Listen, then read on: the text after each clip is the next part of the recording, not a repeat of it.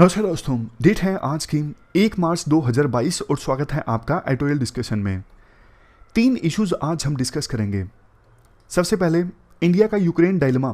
देखो, कल भी हमने यूक्रेन के ऊपर इंडिया के स्टैंड से संबंधित आर्टिकल डिस्कस किया था। कल जो राइटर का स्टैंड था ना, उसके अनुसार इंडिया ने सिक्योरिटी काउंसिल में वोटिंग में एब्सटेन करके बिल्कुल ठीक किया है। लेकिन आज 2 आर्टिकल्स को हम कंबाइन करेंगे, एक तो ये वाला हिंदू का आर्टिकल और एक सी राजा मोहन का इंडियन एक्सप्रेस का, जो हर ट्यूसडे को आता है।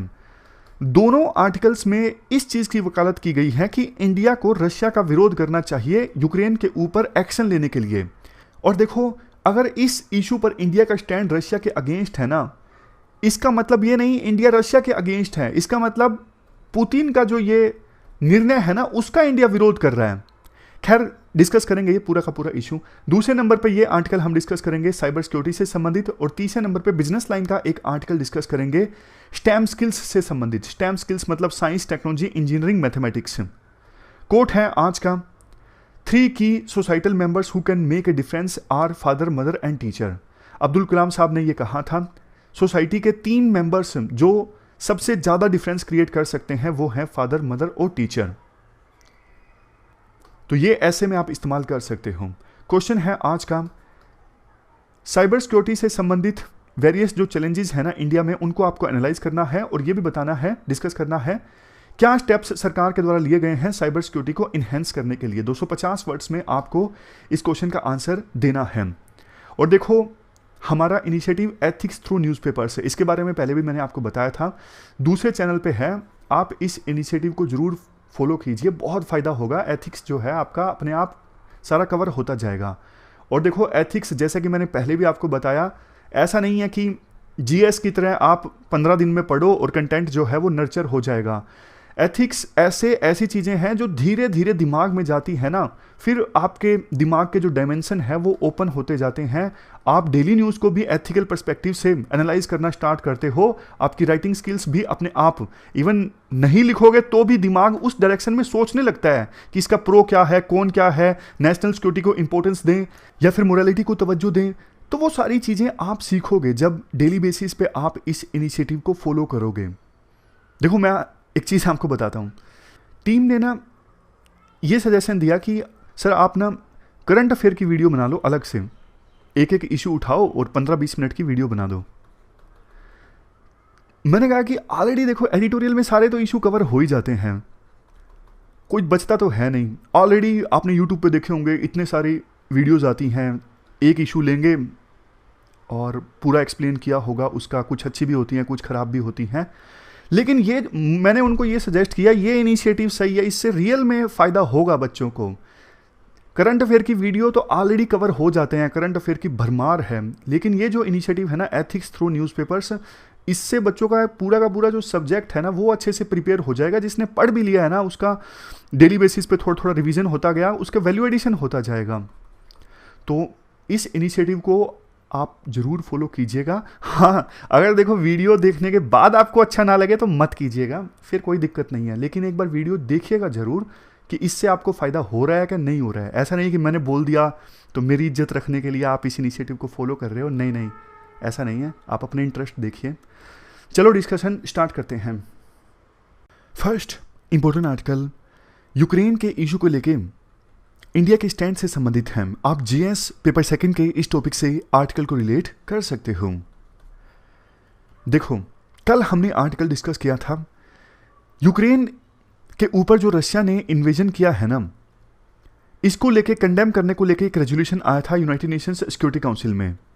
लेकिन इंडिया ने एब्सटेन किया, मतलब वोटिंग में पार्टिसिपेट करने से मना कर दिया। तो इनडायरेक्टली ये रशिया को ही सपोर्ट करने के समान था।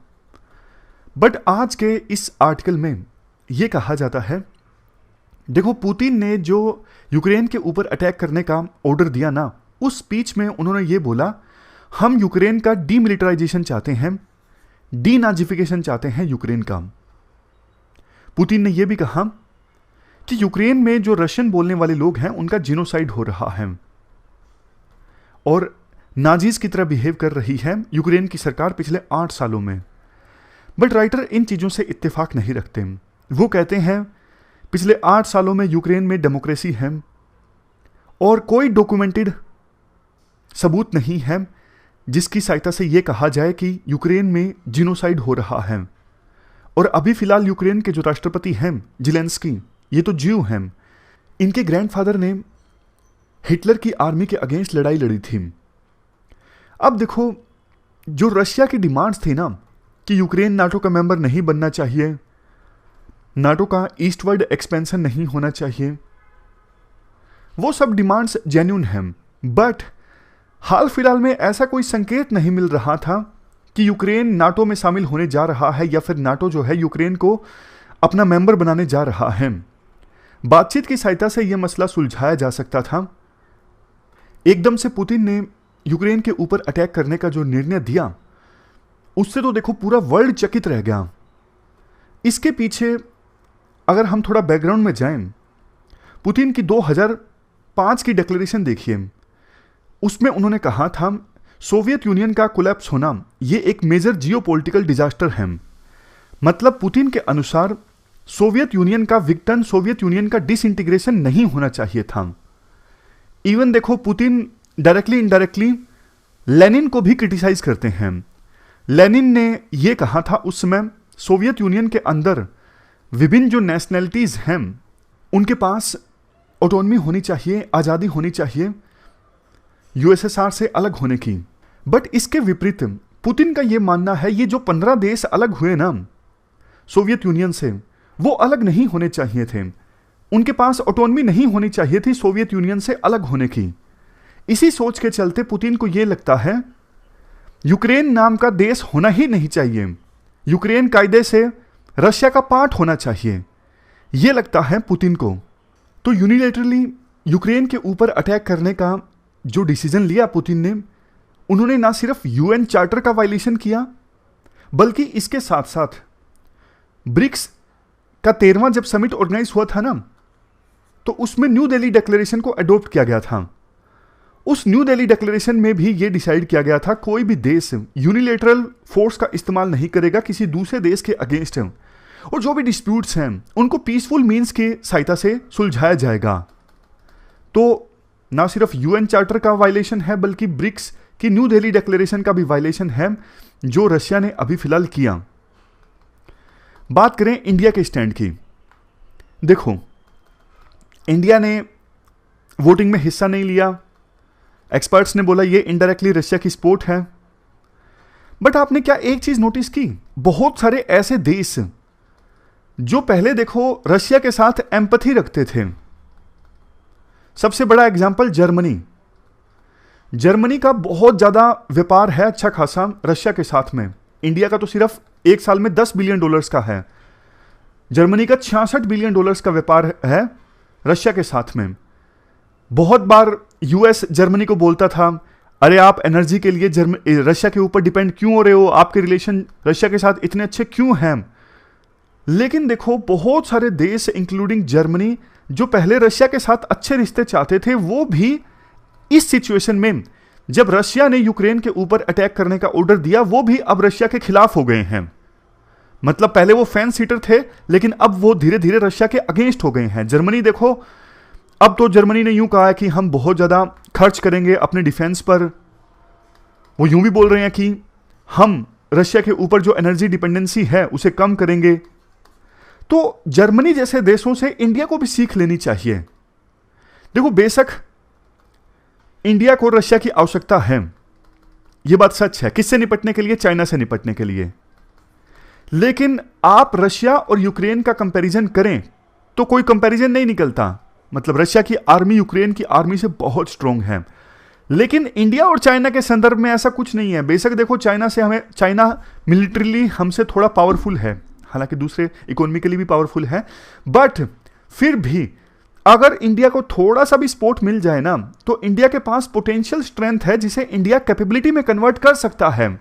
जैसे यूएस से और दूसरे वेस्टर्न कंट्रीज से हमें टेक्नोलॉजी मिल जाए तो हम प्रोडक्शन करने में तो माहिर हैं, एक बार हमें टेक्नोलॉजी मिल गई तो ऐसा कुछ नहीं है कि चाइना की थ्रेट से निपटने के लिए हमें रशिया की आवश्यकता है। देखो ये आज के राइटर्स का मानना है, कल अलग व्यू था, आज अलग व्यू है।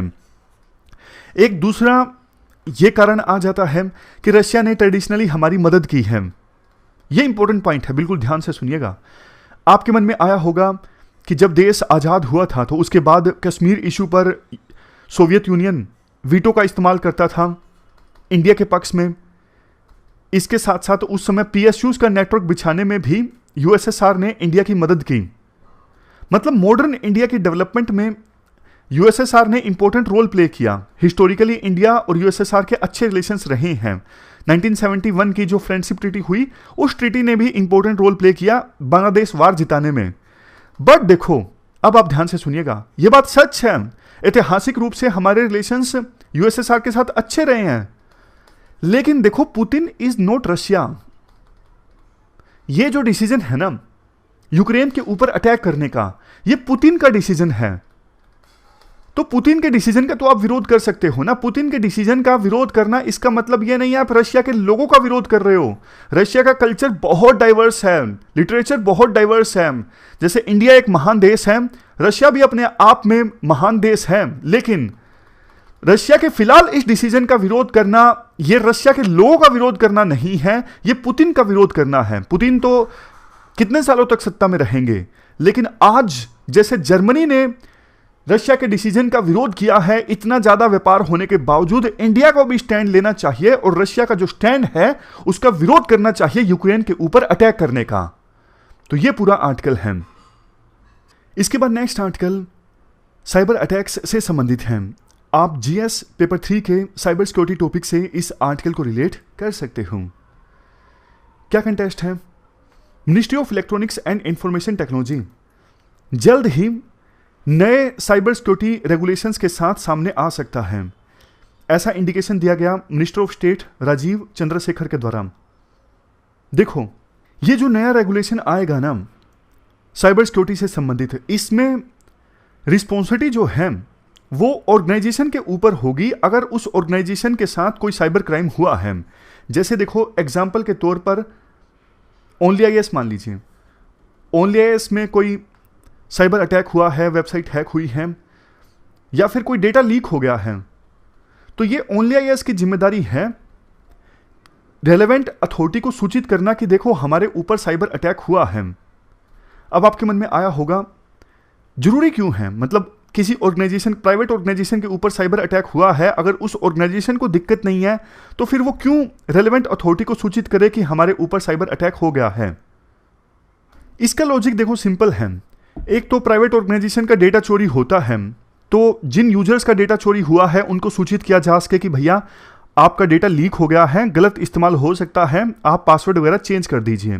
दूसरा, मान लीजिए कोई सरकार की एजेंसी है ABC जो साइबर अटैक से डील करती है। अब OnlyIS उस साइबर अटैक वाली एजेंसी को सूचित करेगा ना, तो उसको भी पता लग जाएगा ना। अगर कोई नए तरह का अटैक हुआ है तो उस एजेंसी को पता लग जाएगा, वो एजेंसी काम करना स्टार्ट कर देगी। फ्यूचर में दूसरे भी प्राइवेट ऑर्गेनाइजेशन के अगेंस्ट या फिर गवर्नमेंट के अगेंस्ट उस प्रकार का साइबर अटैक हो सकता है। ये देखो, आप इसे ना रिलेट कर सकते हो, कुछ जो वायरस होते हैं ना कम्युनिकेबल होते हैं, नया तरह का वायरस आ गया मान लीजिए, जैसे महामारी के दौरान भी था अभी कोविड-19 के, हर एक हॉस्पिटल को सूचित करना था सरकार को कि हमारे यहां पर एक केस आया है। सूचित इसीलिए करना था ना ताकि सरकार तैयार हो सके कि हाँ महामारी फैल रही है। उसी प्रकार से किसी भी प्राइवेट ऑर्गेनाइजेशन के अगेंस्ट अटैक होगा तो वो उसको भी सूचित करना पड़ेगा ताकि सरकार तैयार हो जाए कि हाँ इस प्रकार के अटैक्स हो रहे हैं, लोगों में अवेयरनेस फैलाना जरूरी है इस प्रकार के अटैक्स के लिए। वैसे देखो, डेटा प्रोटेक्शन बिल 2021 ये पास तो नहीं हुआ है अभी तक, लेकिन इस बिल का क्लास नंबर 25 जो है वो साफ तौर पर बोलता है डेटा फिड्यूशरीज को कोई भी पर्सनल या फिर नॉन पर्सनल डेटा का ब्रीच होता है तो उसे रिपोर्ट करना होता है 72 घंटे के अंदर अंदर। इवन अभी फिलहाल ना यूरोपियन यूनियन का डेटा प्रोटेक्शन से संबंधित जो कानून है सबसे अच्छा माना जाता है। तो इसमें भी प्रोविजन है कि अगर डेटा ब्रीच से संबंधित, डेटा लीक से संबंधित कोई इंसिडेंट होता है तो स्ट्रिंजेंट टाइमलाइन के अंदर अंदर उसकी रिपोर्टिंग करनी होती है उस डेटा फिड्यूशरी को, मतलब ऑर्गेनाइजेशन को जिसका डेटा लीक हुआ है। अगर देखो रेगुलेशन में ये प्रोविजन होता है ना जो अभी भारत सरकार लेके आएगी, तो ये अच्छी चीज़ है। साइबर सिक्योरिटी इंप्रूव होगी, डेटा जो ब्रीच होती है वो रुकेगी और अटैक्स भी कम होंगे। साइबर क्राइम मैगजीन के अनुसार एक साल में साइबर क्राइम की वजह से जो डैमेज होता है वो टोटल 6 ट्रिलियन डॉलर्स का 2021 का ये डेटा है। 6 ट्रिलियन डॉलर्स का मतलब वर्ल्ड की 3rd लार्जेस्ट इकोनॉमी जितनी वैल्यूएशन हो गई, देख लीजिए।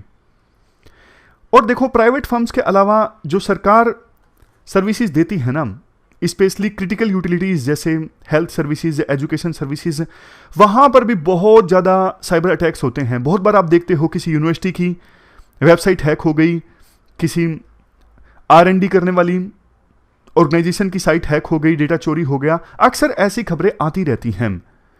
2021 में यूएसए में गैस पाइपलाइन के अगेंस्ट रैंसमवेयर अटैक हुआ था। इसकी वजह से यूएसए में पेट्रोल और डीजल जो ईस्ट कोस्ट में कंज्यूम किया जाता है ना, उसका ट्रांसपोर्टेशन 45% तक कम हो गया। इसीलिए चाहे वो प्राइवेट ऑर्गेनाइजेशन हो या फिर गवर्नमेंट ऑर्गेनाइजेशन हो, जैसे ही उनके ऊपर अटैक होता है, साइबर अटैक, तुरंत रिपोर्टिंग की जाए ताकि देश का जो क्रिटिकल इंफ्रास्ट्रक्चर है उसकी सिक्योरिटी को और ज़्यादा मजबूत किया जा सके। अब वैसे देखो एक क्वेश्चन ये भी उठता है, जब इस प्रकार की प्राइवेट ऑर्गेनाइजेशंस पर साइबर अटैक होता है ना, तो वो रेगुलेटर्स को बताते क्यों नहीं? बताने में क्या दिक्कत है? दिक्कत देखो ये होती है, प्राइवेट ऑर्गेनाइजेशंस को ना डर लगता है, हम रेगुलेटर्स को बताएंगे कि हमारा डेटा चोरी हो गया तो रेपुटेशन जो है वो प्राइवेट ऑर्गेनाइजेशन की खराब हो जाएगी। ऐसी सिचुएशन में उनके जो शेयर हैं वो भी गिर जाते हैं, शेयर के प्राइस गिर जाते हैं। तो इसलिए ये जो प्राइवेट कंपनीज हैं ना, वो घबराती हैं, वो बताती नहीं है कि हमारा डेटा चोरी हो गया है या फिर साइबर अटैक हो गया है। अगर आप पेनल्टी का भी प्रोविजन करोगे ना कि अगर कोई प्राइवेट कंपनी पे साइबर अटैक हुआ है, उसने नहीं बताया तो उसके ऊपर पेनल्टी लगनी चाहिए, तो भी ये प्राइवेट कंपनीज देखती हैं। शेयर मार्केट में नुकसान ज़्यादा हो जाएगा, मतलब रेपुटेशन खराब होगी, वैल्यूएशन कम हो जाएगी, वो नुकसान ज़्यादा है बजाय के पेनल्टी वाला नुकसान। पेनल्टी तो थोड़ी बहुत लगेगी, भर देंगे। तो क्या किया जाए फिर? देखो एक चीज़ ये की जा सकती है, पीरियोडिक साइबर सिक्योरिटी ऑडिट।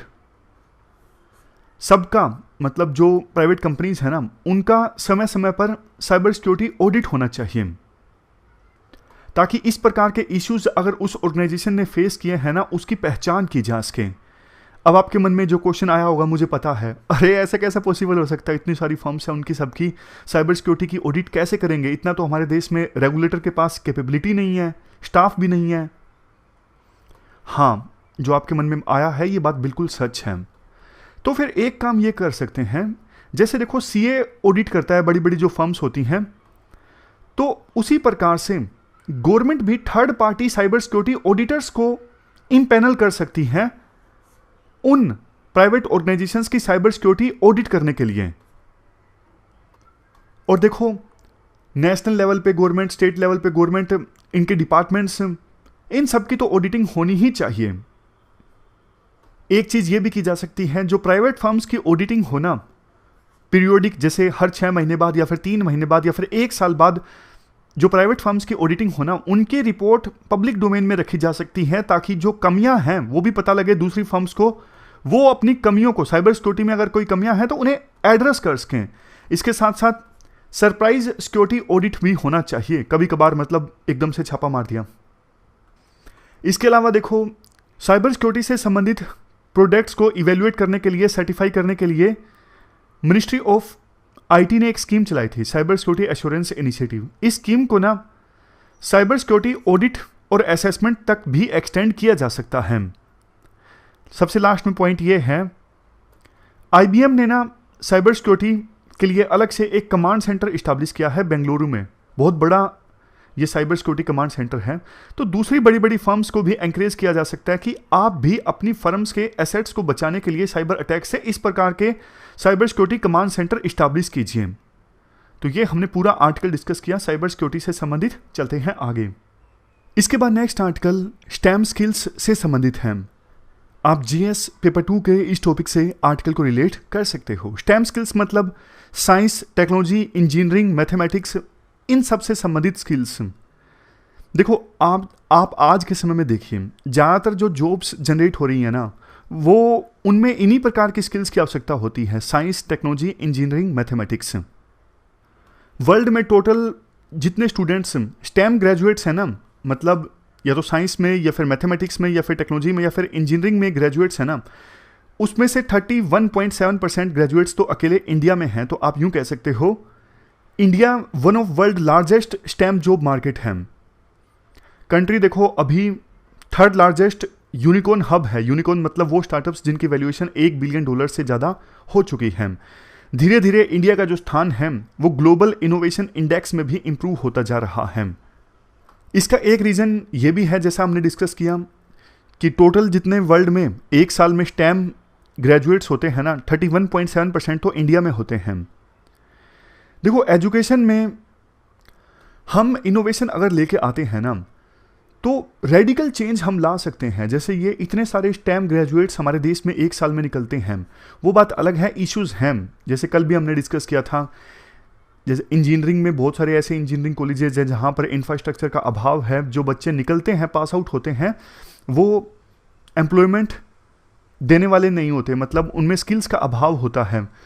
तो अगर हम K-12 सेगमेंट में अगर डिसरप्शन ले आते हैं ना, मतलब रिफॉर्म्स ले आते हैं, एजुकेशन को क्वालिटी वाला बना देते हैं, तो सोच के देखिए हमारे देश में कितना पोटेंशियल है, कितना इनोवेशन ये ग्रेजुएट्स ला सकते हैं। इसके बाद राइटर बोलते हैं नेशनल साइंस फाउंडेशन के अनुसार आने वाले 10 सालों में जितनी जॉब्स क्रिएट होंगी ना, 80% जॉब्स में साइंस या फिर मैथ की स्किल्स की आवश्यकता होगी। तो आखिरकार इंडिया के जो यूथ है ना, उनको इस सच से वाकिफ हो जाना चाहिए। बट दिक्कत ये है आज भी बहुत सारे जो लोग हैं ना, वो मैथ और साइंस की स्किल्स ठीक से हासिल नहीं कर पाते। जैसे मैं आपको एग्जांपल देता हूँ, देखो दूरदराज के गांव में कोई स्कूल है, वहाँ पे लेबोरेटरी भी होगी केमिस्ट्री की, फिजिक्स की, लेकिन बहुत कम चांस है कि इंस्ट्रूमेंट्स अच्छे से रखे होंगे। जिन इक्विपमेंट्स की आवश्यकता है एक्सपेरिमेंट करने के लिए, वो इक्विपमेंट्स मौजूद होंगे। इंजीनियरिंग की तो बात हमने की ही, ऐसे ऐसे इंजीनियरिंग कॉलेज खुल गए जहाँ पे इक्विपमेंट्स का अभाव देखने को मिलता है।